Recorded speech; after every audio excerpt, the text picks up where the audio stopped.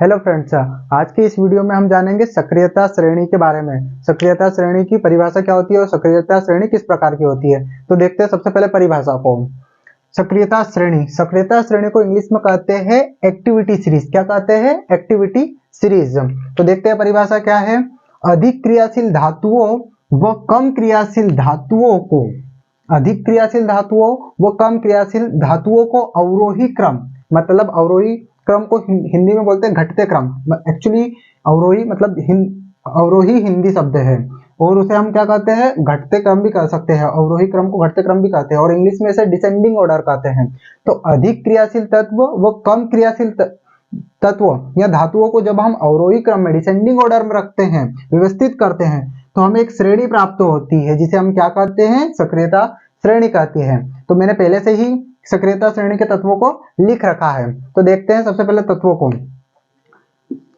सबसे अधिक क्रियाशील तत्व है हमारा पोटेशियम। पोटेशियम इतना क्रियाशील है, मतलब सबसे ज्यादा क्रियाशील है। जितनी भी जो सक्रियता श्रेणी है उसमें सबसे ज्यादा क्रियाशील तत्व कौन सा है? पोटेशियम।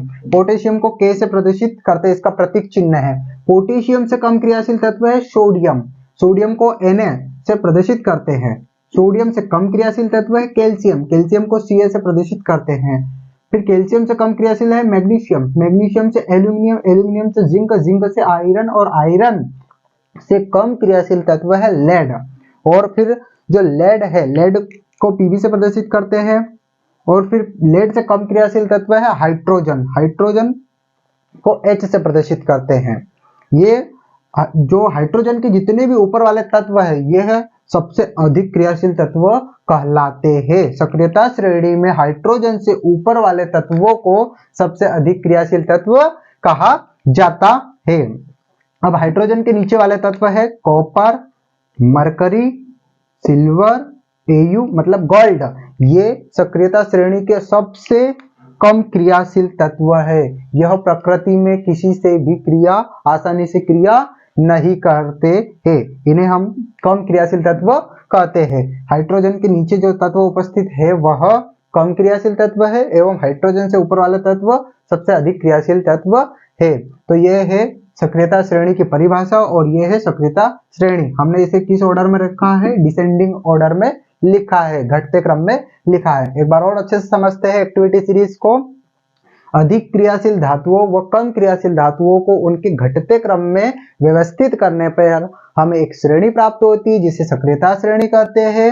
सक्रियता श्रेणी के नाम है पोटेशियम, सोडियम। सक्रियता श्रेणी में जो तत्व उपस्थित है उनके नाम है potassium, sodium, calcium, magnesium, aluminium, zinc, iron, lead.